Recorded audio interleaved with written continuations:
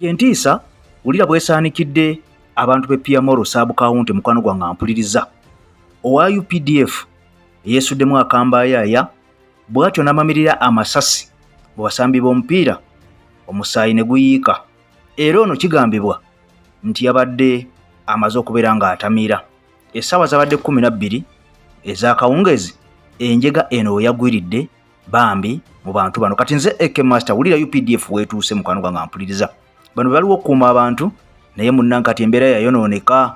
Buli muntu akutte emmundu munnange agikozesa nga bw'ayagala amasasi kirabika baba wamangi. Wulira entiisa bwegudde. Nze AK Master ku lutimbe gaggadde lwa AK TV n'obombeefuusa ba video soko giwa ekigalo. Amawulire ga nnaku si ga ssanyu, amawulire ga bakuumaddembe. Ennaku zino beegumbulira omuze ogw'okubeera nga buli munnayuganda asaalimbira mu maaso gaabwe. Mukwano gwange ampuliriza bafundikira bamukubye amasasi.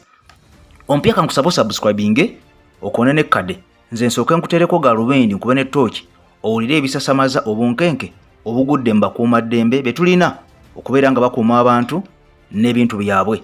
Kati wulira mukwano gwange nze nsimbudde kansumulule kankakase naawe weenywezezza. Mukwano gwange olunaku lwayo lwakubiri ng'ennaku z'omwezi 31 omwezi guno gwennyini gwe tukubye amabega omwaka 2023. Kati wulira omusirikale owa UPDF amanyiddwa nga Private Mukanza ono mukwano gwange ye yakuba coach ow'omupiira Amasasi Agamutiddewo nga talina gwe yeebuuzizzaako wabula nga talina na kyamukoze. Kigambibwa nti omusajja ono Private Mukanza omusirikale owa UPDF mukwano gwange yajja ku kisaawe abantu bwe batrainingira bwe basambira omupiira ono ng'amaze okubeera nga yeenywera ng'ali mu yunifoomu afuutuse mu barakisi atamidde agangayidde n'abaga nange mumpe ensambe nammwe mumpe ensambe nyingire sayidi ki. Kakati ono n'ayingira ekisaawe. Kakati coach amanyikiddwa nga mukwano gwange ampuliza amanyikiddwa nga Omoro Justin n'agamba omusirikale nti mukanda wange okooye tojja kusobola mupiira genda owummuleko. Ampuliriza ebigambo bye nkugamba bino bya nnaku wadde nga biringa ebirimu katemba. Omusajja ono omusirikale yagandya mu kisaawe batyo ne bagezaako okumugjayo abasambi ne kooki. Kakati ono ne bamussa ebweru. Jjukira nti omuntu obanga atamidde tosobola kumukkiriza kusamba mupiira essaawa yonna asobola okubeera nga agwa oba afeintinga olw'omwenge guli omungi gw'abeera alina. Omusayi guba guddukira ku sipiidi ya waggulu asobola okwesiba omutima oba n'agwa n'afa obuzibu ne bubajjira. Kakati omusajja ono bamugaana okusamba omupiira ampuliriza bamufulumya ebweru anyiiga bw'atyo atandika okwesooza naye nga bamukwata ng'omuntu baga nti ojja kujja nga tokooye tusobole okubeera nga tusamba. Kakati ono n'ayolekera mu barracks gye yali abeera mukwano gwange gy'akasibira. Era kakati ono kye yakola n'ajjayo emmundu AK-47 n'ajja mukwano gwange ng'agikutte agiroodinze ng'atamidde ogenda okakananga coach Omoro Justin owa Bahaguta United Football Club mukwano gwange amumamiridde amasasi. Kigambibwa ono yamukuba amasasi agasukka mu 2 ng'amupakira mu magulu. Era mukwano gwange ampuliza ensasagge n'eba y'amaanyi nnyo era abantu bonna abaaliwo bwe bato beesega. Ono baatyo mukoonako yadde mukwatako kubanga ali alina emmundu ate ng'ejjudde amasasi. Wabula ekiringa eky'omukisa ono teyakuba muntu mulala n'omu masasi. Kasamala okukuba ono amasasi n'awummula n'atambula n'agenda mukwano gwange ampuliza mu barracks. Kakati bino byonna byagwawo wali eri ku Piamoro playground oba ku kisaawe kya Piamoro mukwano gwange ampuliza mu ggombola eya Piamoro Sub-County ampuliza. Kakati omwogezi wa police amanyiddwa nga Anywa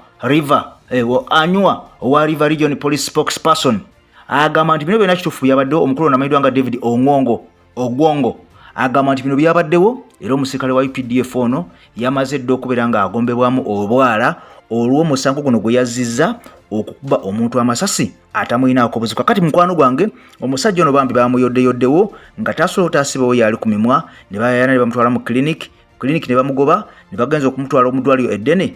Munango ono yafiiridde mu kkubo omusayi gwamuvaamu mungi nnyo. Era kigambibwa okusinziira ku mwogezi wa police kigamba nti ono mulambo gwe gwatwaddwa mu ddwaliro eddene okubeera nga gwekebejjebwa balabe kiki ekyamusse postmortem balabe kiki ekyamuviiriddeko okubeera nga afa mukwano gwange. Oluvannyuma ate munange agalemezebwa okujja byabajjajjaabe naye nga kyewuunyisa. Kakati ennaku zino njagala nkubulire mukwano gwange ampuliriza. Kino sigenda kubeera nga nkirumamu era sigenda kubeera nga nkisazaamu. Njagala okiwulire ebigambo bino. Kakati buli mukuuma eddembe yenna gw'olaba oba gw'osisinkana njagala okitwale nti mulalu. buli mukuuma ddembe gw'olaba oba buli muntu akutte emmundu njagala okitwale nti mutemu. Kubanga kati kisusse mukwano gwange ampuliriza, kisusse. Omuntu gwe wandibadde weesiga kati omuntu ng'oyo ne baba ali mu uniform. Naga nti njagala kino mukwano gwange bwe okirina kimuwe ensi efuuse. Kubanga omusajja ono siga bamutadde mu kisaawe n'asamba. N'afuna obuzibu n'abaako kyabadde ng'atamidde oba n'agwa n'afa. Babadde bagenda kuddawo UPDF abaana babadde basamba omupiira. Era olugero lwandize nga lulala nnyo nga baga nti ono baamusse. Bandikyeganye n'ekyokubeera nti atamidde ne baga nti ono bassemutte bavuuka mu justice baamukubye ne bamutta. Kakati baamuganye okusamba n'addayo mu barracks. Ekyebuuzibwa, barracks zino teziriiko bantu bakuuma ku geeti zaazo? Era lwaki bakkiriza omuntu okubeera nga anywa omwenge mu ssaawa ez'okukola mazima misana saa 12? Oli mu uniform otamidde. Era lwaki bakkiriza abasajja bano okuyingira barracks n'ajjayo emmundu n'afuluma nayo n'agenda ebweru ng'alimbya mbalo ng'ate omulaba atamidde? Kiki ky'oba omusuubira okukola?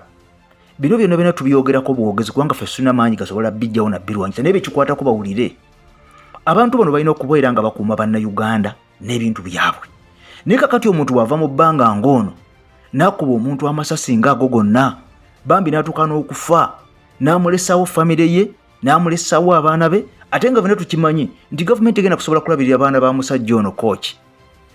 Kubanga badde alina emyaka 25 kitegeeza nti bw'aba yakera okuzaala alina abaana nga 2 oba omu naye bakyali bato. Kakati okuva obuto okukola naye agenda obbalabirira. Oba okitegeera? So embeera eno gye tukooye. Oweekitiibwa Robert Kyagulanyi Ssentamu Mitembo yavaayo n'aga nti buli muntu agenda kubeera nga kino akiwulira, oba nga akifeesingako oba nga akirowoozaako. Ono ne yayogera nga agereesa, naye mukwano gwange ampuliza be nkubulya cases ze tuzze nga tulaba wano ez'okutta abantu naye nga ababakuba bamukwata mmundu babakubira ddala amasasi okubattira ddala. Mukwano gwange cases zisusse. Tetukyasobola gamba nti kati abantu 2 oba 3 wabula tugamba bugambi ani addako, era tuba tuli awo nga munnanga amawulire gajja go tegagaana kujja nti ono yakubiddwa amasasi nga talina kyakoze misana tteke ng'omuntu amukuba alina mu uniform agenze na bugenzi mu barracks najjayo emmundu najja n'amukuba amasasi.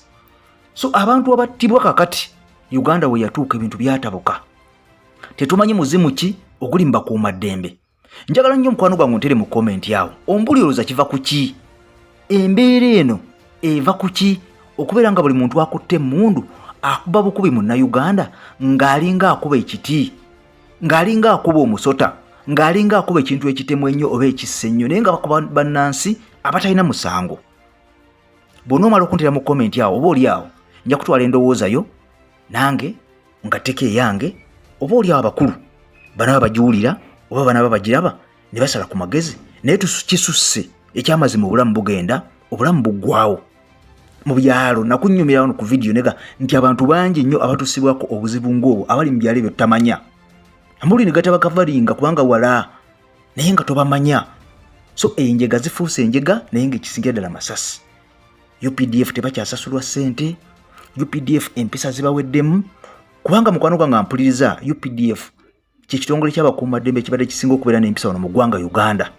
Era nga ne bw'obasanga tebalina kye bakolako naye kati ssaawa zino tusanga aba LD omukwano gwe bambadde ebyambalo by'amagye naye kati ensangi zino muganda wange osanga omusajja nga ayambadde ebyambalo by'amagye wa LDU aba UPDF aba LDU. Mukwano gwange budde obw'ekiro n'owulira ettabbu ng'ekugwiridde ne bakukwata ne bakusaba ssente kifuba ne bakutambuza ekyalo kyonna ggombolola yonna oba tolina ssente mpaka obudde lwe bukya ne bakuta. Bw'oba obudde tebagadde bukye bw'oba oyinamu koyina n'okabawo okubeetaggulusaako naye watali ekyo embeera etabuse. Bino byenjogera biri ku ground bayinza okuba tebatuukayo neffe tubeerayo. Abasajja baafuuka abasajja baatabuka. Nze Eke Master ku lutimbe gaggadula Eke TV mukwano gwange ampuliza. Kankusaba video yaffe yadde ya nnaku ogimpere ekigalo kale ompya naawe subscribe nga bw'oti okonene kade tubeere nga tutambula ffenna mu mwaka waffe w'omuntu wa wansi oyo alimu ennaku alimu n'essanyu tetulina kyakkola ensi bwetyo bwetambula. Genda ku YouTube tekamu ekigambo akatuubagiro eyo movie mpya nnyo ayakuzanyira akasaale ku Top TV be bagikuzanyidde kakati eno mpya nnyo. Mukwano gwange tekamu ekigambo akatuubagiro Bugawood Films akatuubagiro firimu eno egenda kubeera nga ejja ya butundutundu naye nzibu nnyo eno esanyusa omukulu n'omuto teyawula ne bwoba oli ne maama wo ne bwoba oli ne taata wo mu ddiiro musobola okulaba movie eno nga temwesittala kugambye guno muliro abakuzanyira akasaale abatendeka akasaale eno bwe bagikutte mbalesa abazanyi abapya bayitirivu ne bayitamu n'abakadde okubeera nga ekintu kibeera kya muzinzi nga kizito mukwano gwange ampuliza olabe ku face empya n'enkadde ziri olabe abaana abapya ate balese ku siini abazibu ennyo abagenda okubeera nga bakwata akati oba omumuli gye bujja mu maaso kale mukama katonda akunkumira takumira mpeera akumpera ebirungi ebikira obugulu bw'eggongolo bye bye.